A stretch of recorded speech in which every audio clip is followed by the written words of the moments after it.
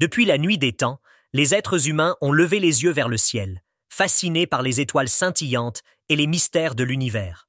L'astronomie, la science qui étudie les astres, a une longue histoire, marquée par des découvertes révolutionnaires, des génies visionnaires et une soif incessante de comprendre notre place dans l'immensité du cosmos.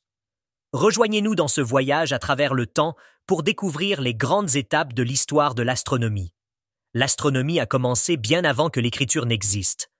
Les anciennes civilisations, comme celles de Babylone, d'Égypte et des Mayas, utilisèrent le ciel pour comprendre le passage du temps, prédire les saisons et élaborer des calendriers.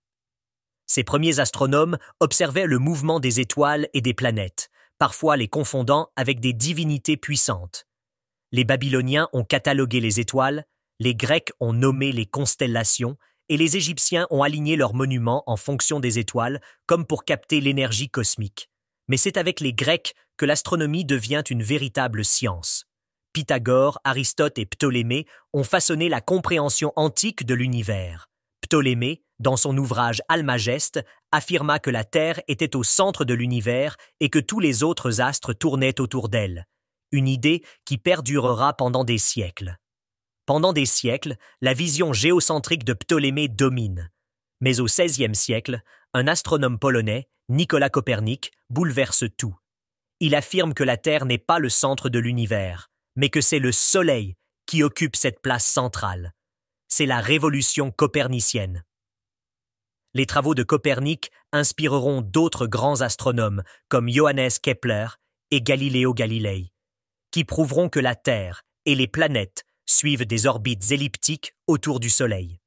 En 1609, Galilée, grâce à la lunette astronomique, révolutionne l'observation des étoiles. Pour la première fois, il observe les cratères de la Lune, les phases de Vénus et découvre 4 lunes autour de Jupiter. Ces observations confirment la théorie de Copernic, mais lui attirent aussi les foudres de l'Église. Puis vient Isaac Newton, l'homme qui unifie l'astronomie et la physique. En 1687, il publie ses Principia Mathematica, où il énonce la loi de la gravitation universelle. Pour la première fois, on comprend comment les planètes restent en orbite. Elles sont attirées par la gravité du Soleil.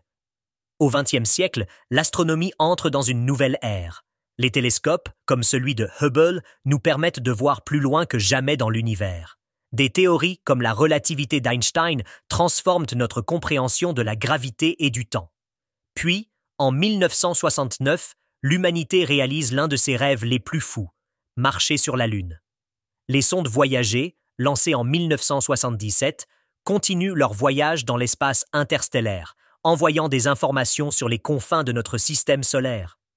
Aujourd'hui, les scientifiques continuent de scruter les étoiles à la recherche de réponses à des questions aussi vieilles que l'humanité elle-même.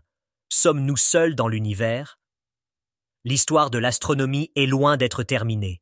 Avec des technologies toujours plus avancées, des télescopes spatiaux et des missions vers Mars et au-delà, nous sommes à l'aube de nouvelles découvertes qui pourraient en changer notre compréhension de l'univers.